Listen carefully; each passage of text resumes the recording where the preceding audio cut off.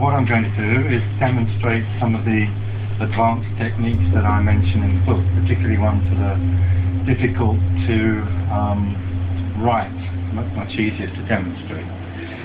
For instance, jumping bowls, that's something which is, I ended up taking a few photographs, but we'll show you that.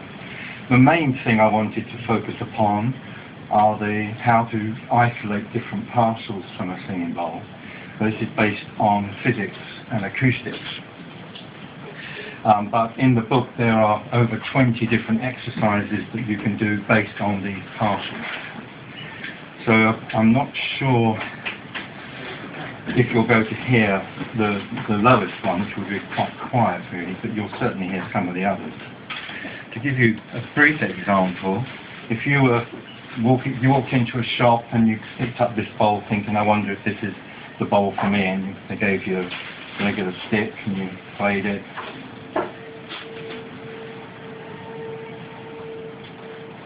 You might think, well, that's a nice soft warm bowl, nice sound.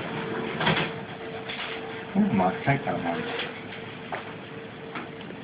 When I invented, back in the early 90s, about 20 years, just over 20 years, I invented very thin sticks, which were for bringing out the upper partials, the higher notes.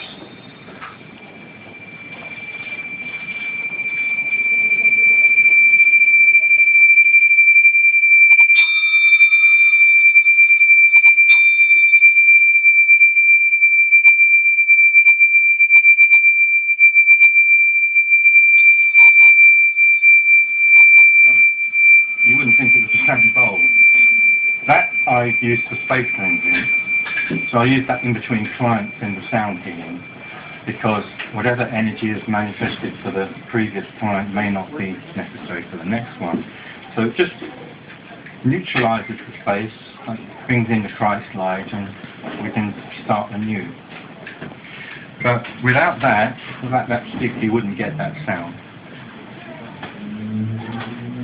Now, with this bowl, I'm going to demonstrate 5 different sounds. With that one, I demonstrated 2. So, the fundamental, which is the lowest note that any bowl will produce, creates a cross within the circle. So that's to say that when I go around one time with a wand, it will breathe in and out 4 times. It will be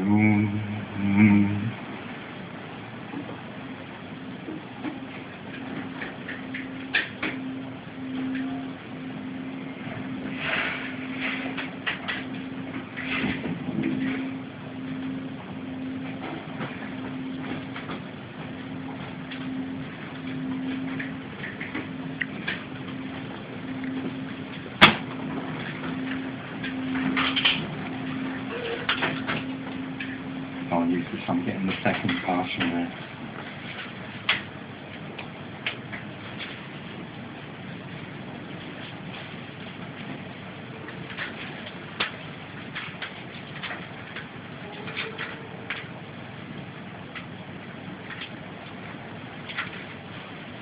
That is actually sounding, and it is sounding full, but it's very quiet.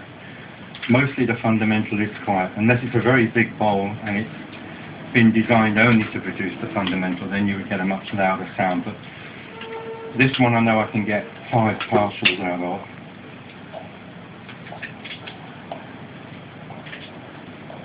So of course you can meditate on the 4 directions, north, south, east, west, the 4 major seasons, summer solstice, autumn equinox, winter solstice, spring equinox. So you can, on the 4 phases of the moon.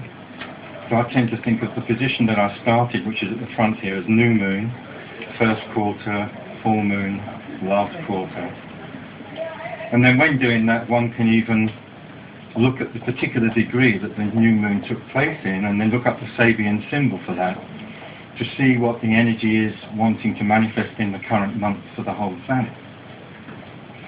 And then work on that. Or you can work on your own progress new moon and the 4 phases. So that's the lunar cycle, the sun-moon cycle.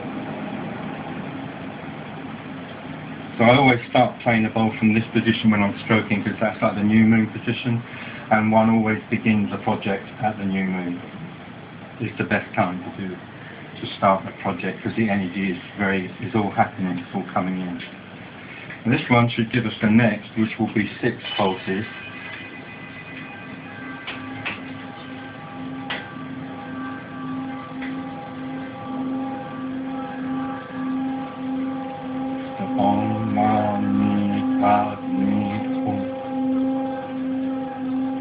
Or you can visualize the 6-pointed star, the union of Shiva Shakti, male, female, father, mother. So again, in the book there are a number of exercises one can do based on the 6. So the 6 perfections of the Bodhisattva vow.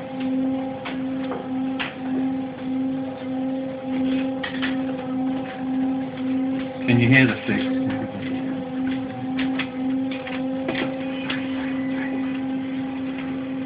So I'm getting, I began with a fairly thick wand, and that's a little bit thinner. This one's thinner still. To get the different higher parcels, I need to go thinner, and it's harder wood each time. This is boxwood.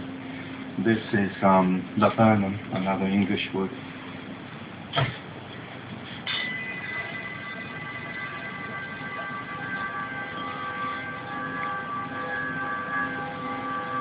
One, 2, 3, 4, 5, 6, 7, 8.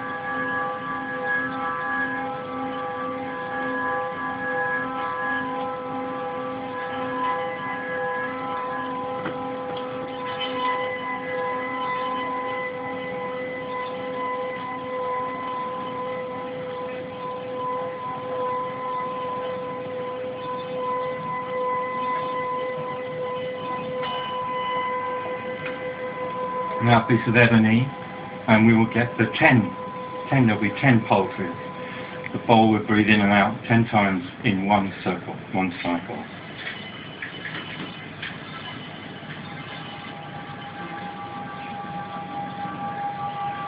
One, two, three, 1, 2, 1, 2, 3, 1, 2.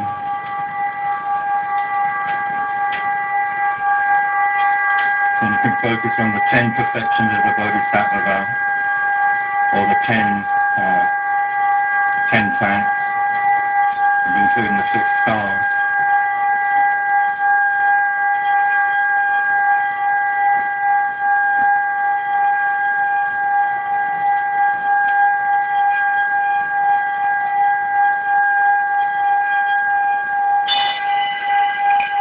I'm not sure which one of these is going to get me the 12. The 12 is very hard, but let's see if they're going to be kind to me today.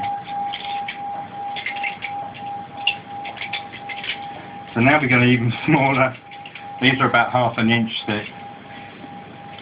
I've got different things here. Ebony, one kingwood. I think that was working quite nice last night.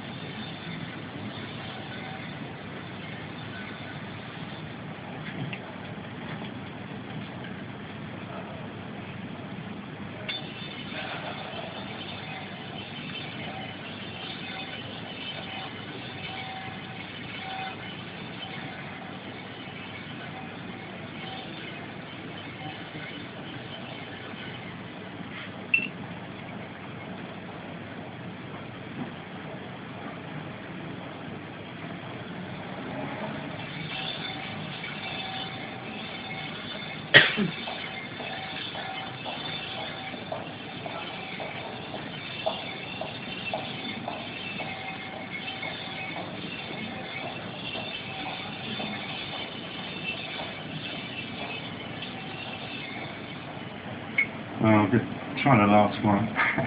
But it would produce 12, but like I say, it's very hard to do. This is probably one of the only bowls I can normally get that with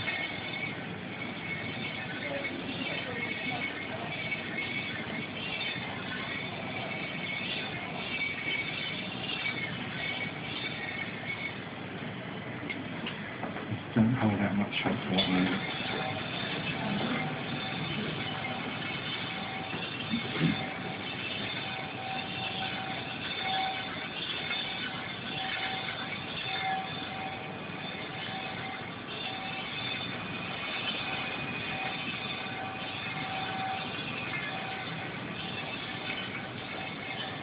No, look, sorry about that, but with the right one, we will get 12.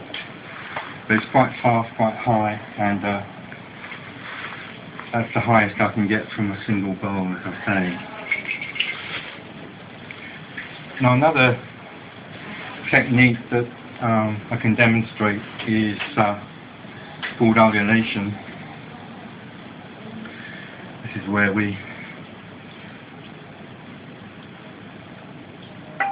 there's one particular point on the bowl that works very well on this particular one. It gives me a number of different pitches.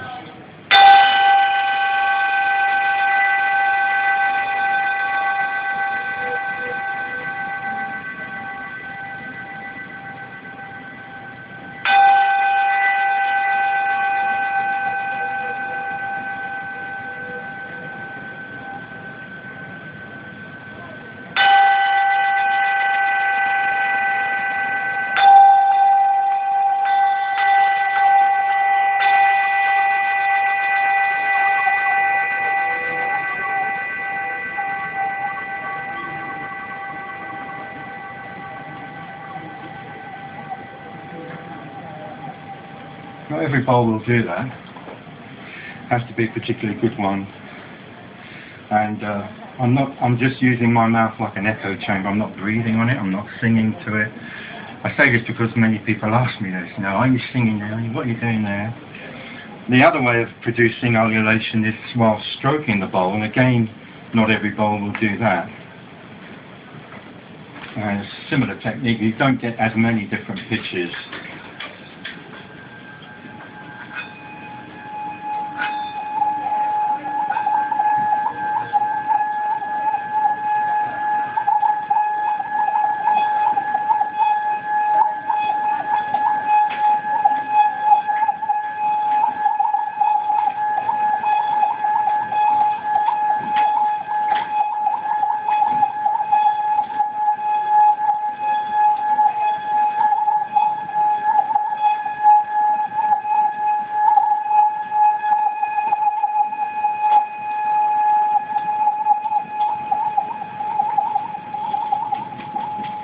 Many people experience that as kind of bird song,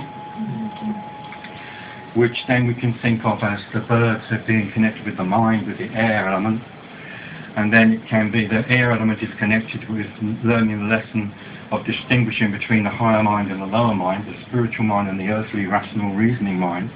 And so we can think of it as the song of the male bird, the higher mind, singing to attract the attention of the female, our earthly mind, to listen to a different kind of song, or the other way around, whichever you prefer.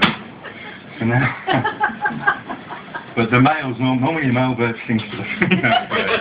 So I can't do anything about that. They haven't got into equality yet. So now, this is a jumping bowl. So again, not every bowl will do this. But it's where we call it jumping because it seems to move from one pitch, it jumps from one pitch to another. And the way to do that is by bringing the bottom of my hand into contact with the base of the bowl in the way, but very, very, very small. I'm just exaggerating there.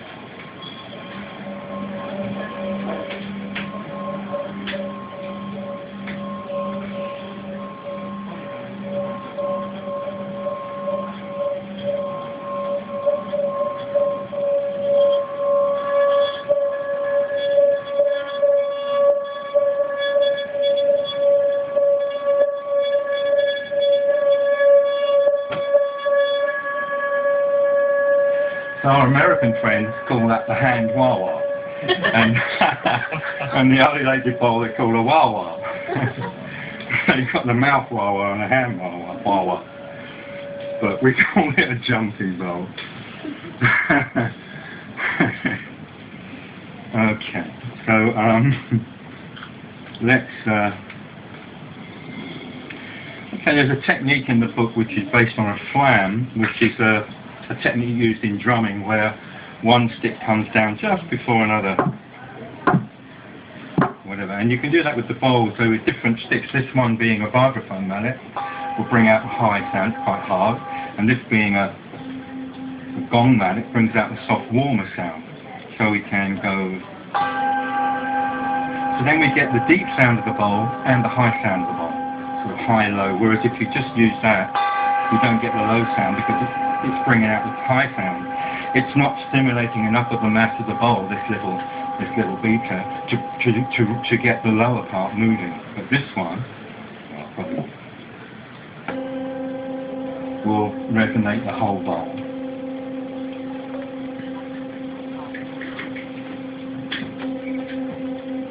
That's actually a solar plexus bowl, works on the solar plexus chakra. I remember I was doing a fundraising concert for a Tibetan group in Shrewsbury, I think, way back in the 80s. And we were dropping off in Oxford to sell some of my CDs to a shop, and as we were driving by, I said, oh, there's some bowls in that shop. So we went in, and my wife used to buy and sell bowls. And I saw some big ones in the window, and they were decent prices, so I was thinking, oh, I'd like that one, and she could sell this one. And my daughter, I thought, I daren't take any more. My daughter came up and she said, Dad, there's one in the window. I said, no, I don't want to take too many. I'll leave some for some other people. Oh, I think there's one in the window. So I went and brought it over, and the lady said to me, in the meantime, she'd been saying, what are you doing with these? I said, I'll use them for healing. And when my daughter brought this over, she said, oh, the man who sold it, he said something about stomach, something about doing the stomach. So then, of course, I struck it and feel it straight away going, relaxing down in that solar plexus, letting go and any tension. I thought, well, I can use it for healing, so I'll buy it. Forget about, not worrying about, I must leave some behind. Now, there's another technique that we use, which I've come up with, which is sort of a baton. It's called dancing bowl, I call it. So here I have a conductor's baton, and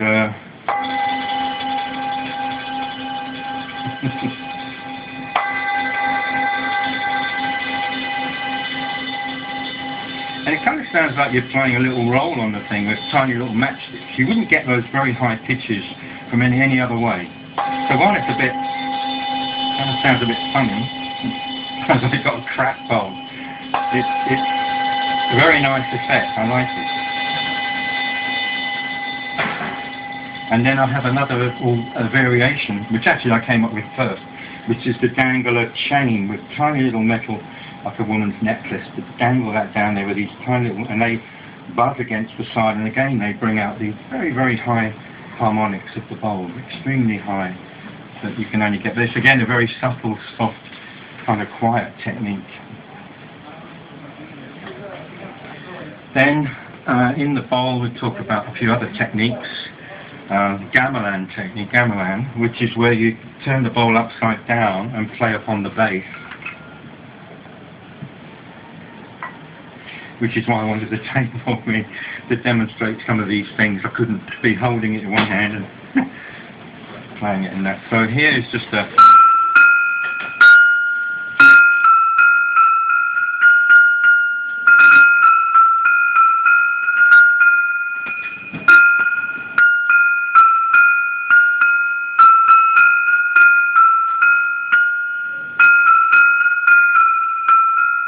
You get the idea. You want a small mallet like that hard as well, but don't want to hit it too hard because the bass is often very thin and it could crack and you could damage it there.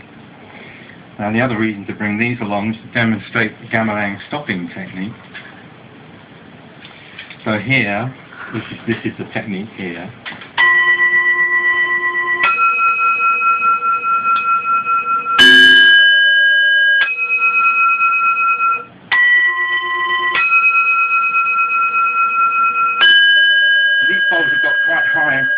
High passes, they're quite high up, and so it helps us to really start to hear that more when you do the stopping thing.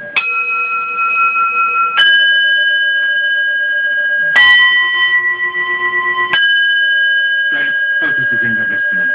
There's just another technique. Normally I've got about, I don't know, 25, 30 of these, so I can do it on a larger range. So the concert column mentioned on Saturday, I'll have about 200 bowls. So I have a whole range of yang bowls, and I'll have about 75 yin bowls, and they're mostly manipuri bowls. And then there'll be a selection of bowls in the centre, a spiral of these bowls, and some what we call elephant bowls, which are from Burrampur, which have extremely thick rims. Oh yeah, the other thing I thought I could demonstrate is the staccato technique. So the staccato technique in drumming is where you would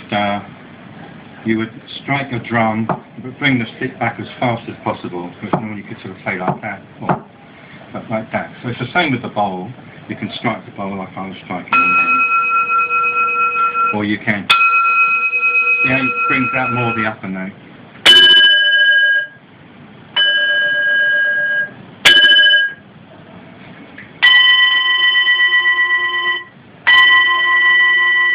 So it's, with normal striking, I would normally just use that sort of, I'd pull the thing back, I'd push it back with that finger, and allow it to strike, so I'm not actually hitting it.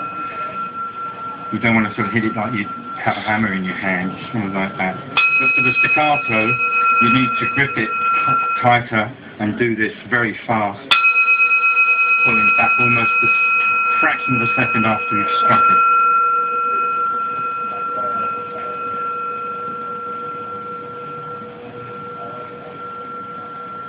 So I think that covers everything I was going to.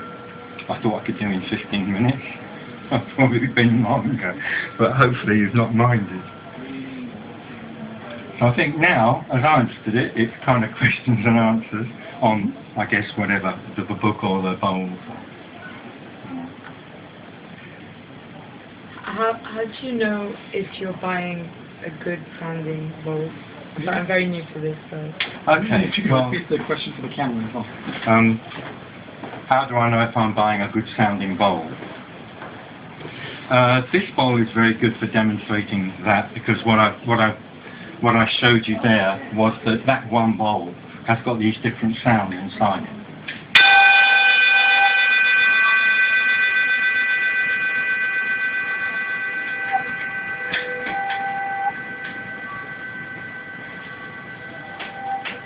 And you hear those different notes. So the thing is, some bowls, what we might call a bad bowl for argument's sake, might only produce 2 notes. One bowl might produce, some of my bowls produce 25 notes. So then it's a question of, how do they get on together? There's a family of 25 people here, 25 sounds.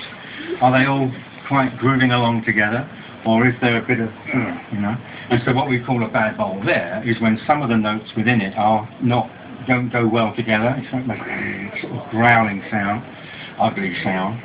But if you can hear, if you listen and you try and hear as many sounds as you can in the bowl, and hear how they are together, how they get on with one another, that's how you can tell a good sounding bowl from a sort of one that's not so good. I won't use the word bad, but you know what I mean, one that's not so useful. But again, sometimes there may be so many notes in there that then it can be difficult. Depends what you want to use it for. If you want to use it for healing, I mean, some people buy sets of bowls called chakra sets, and they're based on the Western 7 notes of the white notes on the piano, which obviously, when the bowls were made, some of them were like 17th century, they would not have even heard of a diatonic scale, let alone a piano, you know. So they weren't made to produce those notes, and in fact they're not musical instruments, they're ritual instruments for spiritual ritual meditation and that. So they're not made to produce music, so they ain't more than one sound. So it's already a problem saying, oh, I've got a C, I now need a D, this one, well, there's a D in there somewhere, and we'll call that the D bowl. Whereas actually the D in there might be very quiet. If you see a graph of it, you'll see the main note sort of up there, and then another note might be there, and there'll be one down here and a whole little one doing hardly anything, but they are part of the sound. It also depends what you hit it with. And I would say for testing a good bowl, it's better to strike it than to stroke it. Stroking is quite a technique. The problem that most people have with stroking is I don't like doing it because it's not very nice. I'll demonstrate. That's the problem most people get, is that it's kind of rattling noise. Let's use it on this yin one. And the question is that what's going on? Why is that happening? And no, if you do it like this, then it's because you just don't have enough control over the wand. It's bouncing off the bowl. The other reason is that you're going too fast. So the bowl, if you imagine the rim of the bowl is vibrating to make the sound, then if you're going too fast, it's vibrating very fast and it throws the stick off. So you have to find the right speed for striking. So that's a bit more complicated. So for testing a bowl, striking is a lot easier. And if you've got somebody with you, you can obviously sit there and meditate and ask them, strike it, or you can strike it and think, that high note, that's sort of, yes, it's working in my head, it's speaking to me up there. As a rule, high-pitched sounds affect the head, lower-pitched sounds affect the body, the torso. And so if you're wanting, to affect the body to feelings, then lower pitch bowls, warmer, softer bowl would work for that. If you're wanting to affect the head and thinking, then these brighter sounding, higher pitch bowls would tend, especially if they've got a pronounced harmonic like that, pronounced overtone. Other thing, obviously look out for cracks. If there's a crack in the base is normally silent in a bowl. It's active at the rim, it's still at the centre. That's the dictionary definition of a bell. It's still in the centre, active at the rim. Dictionary definition of a gong is active in the centre and still at the rim. If this was a gong, I could strike it holding the rim of the gong and it wouldn't make much difference. The minute I put the mallet in the centre of the gong, you finish. So the base of the bowl isn't much involved with producing the sound. So if there's a crack there, it shouldn't normally affect it. But yeah, crack up the wall on the rim, you'd have to find a specialist who could weld it back together and it would sound like it did originally, which takes some doing. I believe it can be done, but it's not easy. Yeah. You mentioned earlier on using a bowl for space clearing. Any particular bowl type that's traffic for that, or do you listen to the note you need? No, it's a question of the energy of the sound. Right. I could go into a room to buy a bowl, as you say, and let's say there's 100 or 200 this sort of size on the table. So I'll take with me a thin stick like this, but seeing whether they're going to give me a higher note. Because that's what I'm looking for, one of the upper partials. And many of them just won't. Many of them will just produce the basic sound and that's it. But some of them, what's that? What is that? Is that just a high note, or is that? Because certain sounds will affect the crown chakra, that in the same region of sound, or the third eye, or the soma chakra, which is in between, or bindu chakra. I have bowls for those. But a space cleansing bowl is in the same sort of region, but there's a quality about the sound that is more sort of aggressive. It's like, I tend to refer to it as like a cassette head cleaner. If you could listen to a head cleaner on a cassette, sort of getting rid of all the rubbish, it's kind of like that. It's a bit more, there's a certain discordant note in the sound. But yeah, it's a loud sound. It's high.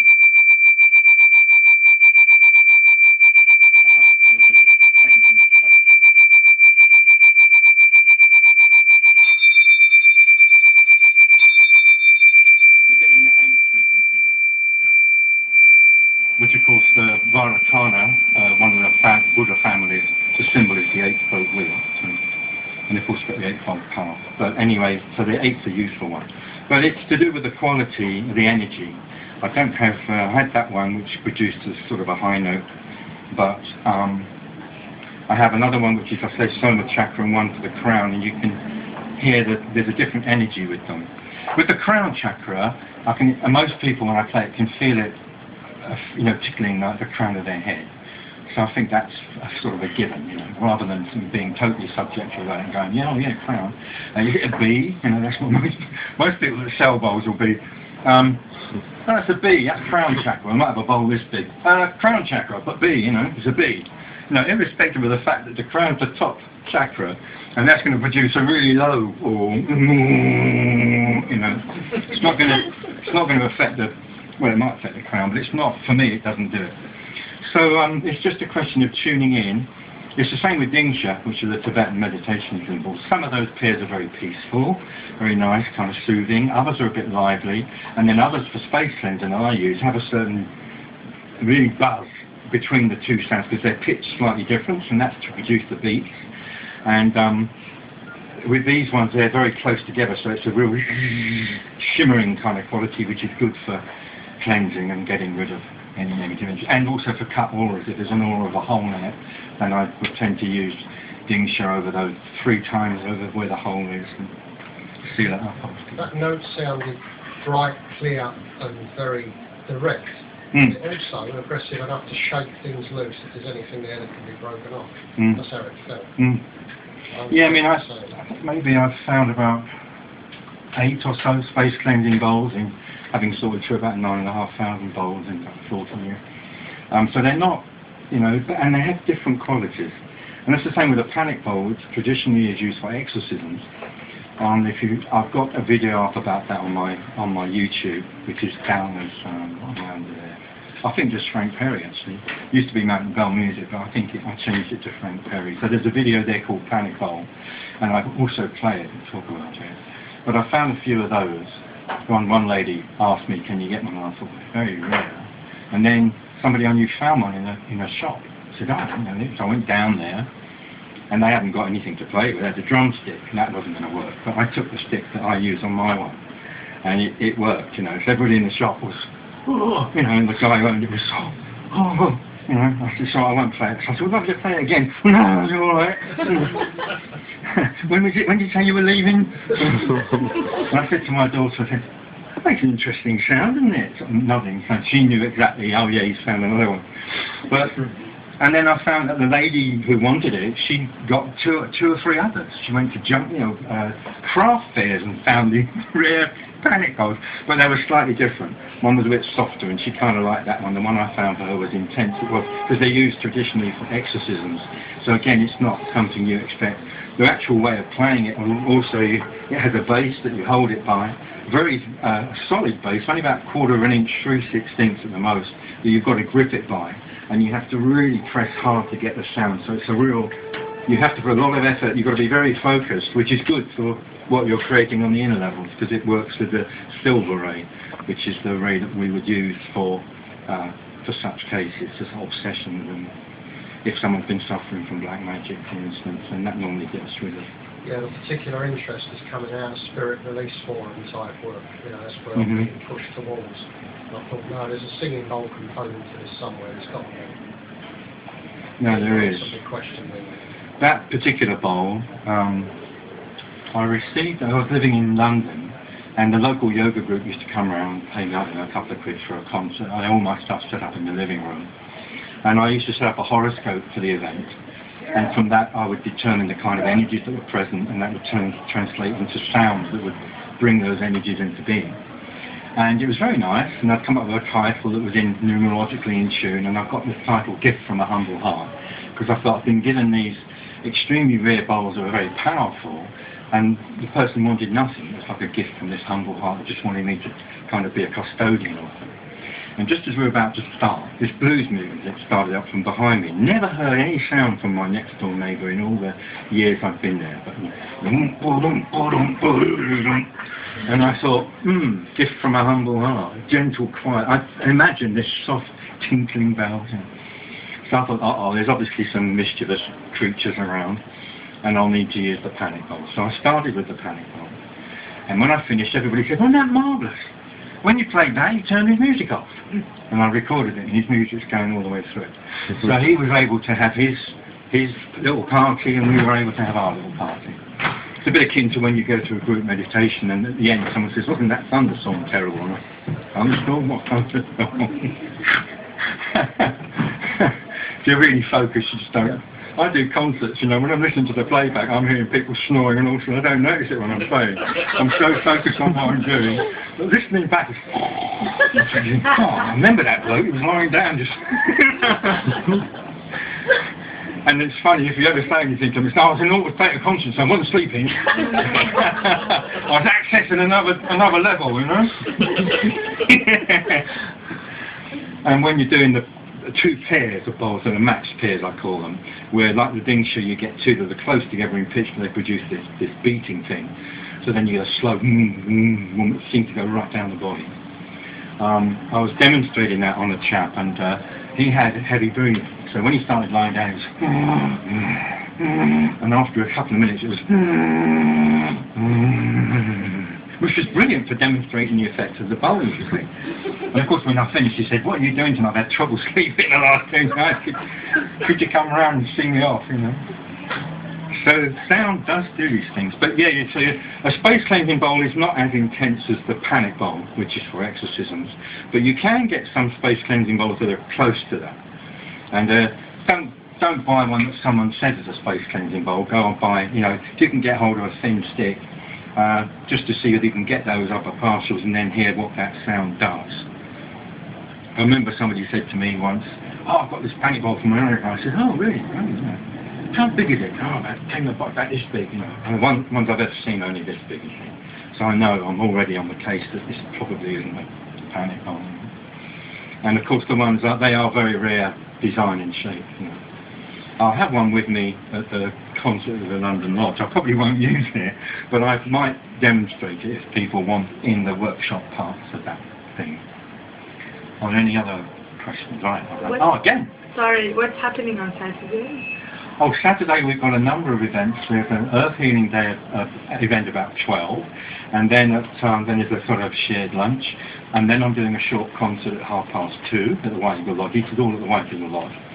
After that, I think I'm a bit hazy, but for an hour there'll be book signing and talking about the book, and then book signing at 4, and then there's going to be chanting the Om at 5, and I'll have 3 different bowls for doing one bowl for doing the A, one for doing the U, and one for doing the M, and we'll tune into those different vibrations before we then shorten it to Om, OM, and that. And then after that is some films on cymatics, which is research into sound that was done in the 1950s and 60s, where based on the Chladni plate, but it's electronically produced, and they have different substances on the plate, and you'll see all these forms created by sound that look like creatures, look like the universe, and all, you know, lovely films. And even there'll be a couple of short films of particular singing bowls of mine that have been looked at in this same way, and then it's the patterns that they produce, and you hear the sound. And then after that, a long concert from 7:30. I'll be probably an hour and a half. So I have a couple of hundred. That's £10 to get into. The workshops are £5 to get into, and the other event is donations, which is the Earth Healing service that probably Common will be taking, and then there's a walk after that, I think, or some sort of event, then a shared lunch, and then the short concert, which will maybe be about half an hour, that I'm due to do about 2:30. Thank you. There may be some posters here, I don't know about that. If there are, please ask one me up. if you want. Ah, okay, yes, ask Colin. Just to tell the word. Let's give him a round of applause.